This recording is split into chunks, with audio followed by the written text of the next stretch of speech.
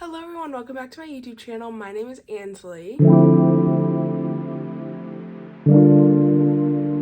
Today we're doing a very exciting video. Today we're going to be reading, reviewing, and annotating a short story called The Yellow Wallpaper by Charlotte Perkins Gilman. This story, it's very short, it's about like 15 pages. It is a very old short story. It was published in January of 1892, so this is a very old short story. I actually have already read this short story for an English class I was in, but it was really interesting, and I wanted to just go back through it and annotate it, and I will be spoiling this book in this video. I will be talking about the story in depth. But yeah, if you don't know, this short story is about an unnamed woman and her husband, John. The woman has just had a child and she's going through like postpartum depression. And her husband, John, is a physician and he locks her in a room and puts her on bed rest. And that room has this yellow wallpaper, and she becomes fixated on the wallpaper and starts to think that there's a woman behind the wallpaper that needs to get out. And we're just gonna be reading and annotating it today. First, we need to go make a coffee because it is really early. I just got up, and I was like, I'm in the mood to read this, so that's what we're gonna do.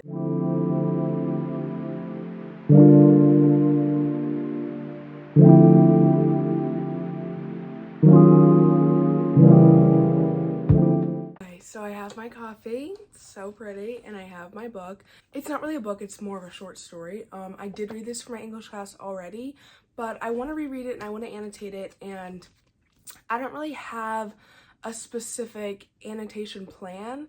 I just kind of want to like mark it up and write in it. So that's what we're gonna do. I don't know how long this will take me, but I don't think it'll be that long. And I am going to be explaining like in depth what goes on in this book. So if you want to read it, maybe read it before you watch this video.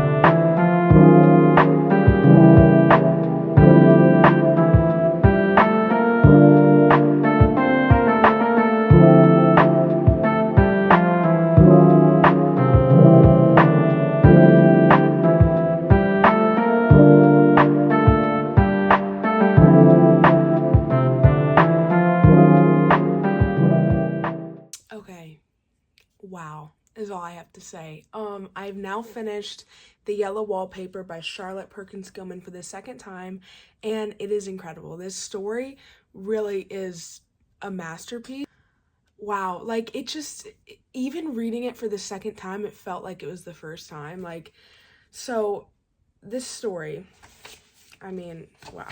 My edition of this, also to get this, I just looked up the Yellow Wallpaper on Amazon, and it's only like 15 pages, so it's very, very short, very fast to get through, very quick to read.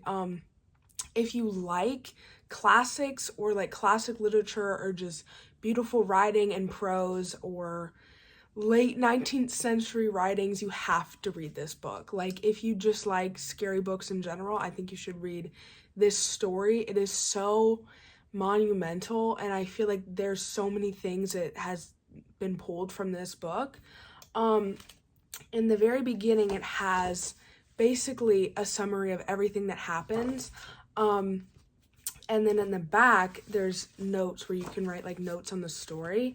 And then I did tab it. You can't really tell, but I did tab it and like write in the margins, which was just so fun to do. But reading this for the second time, I definitely understood it more. Also, I read like the little summary of what happens, and it explains like what happens. And I feel like after reading this story for the second time and reading descriptions of this story, I like fully understand it now. So basically, I'm going to explain the story to you.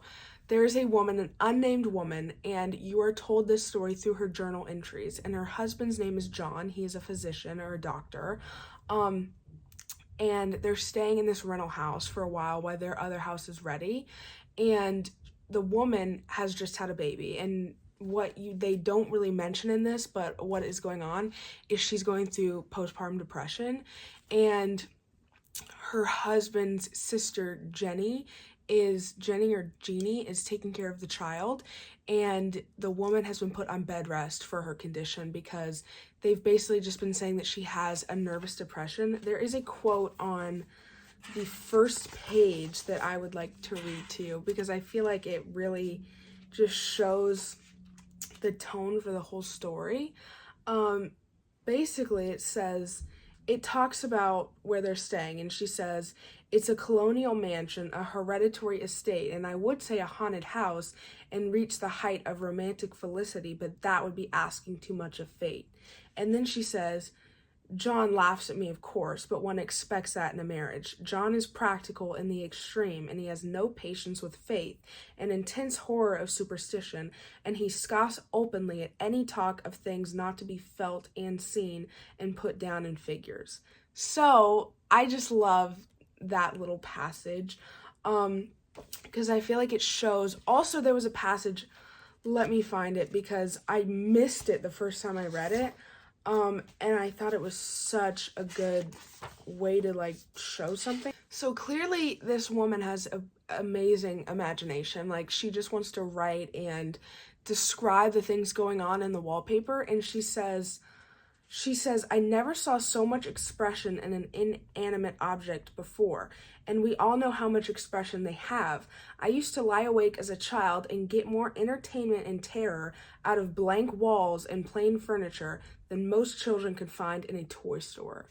That line is so, so good. Basically, it's like showing that she can like look at a blank wall and get a whole story and a whole scene in her mind. And I just love that line. I think that was beautiful.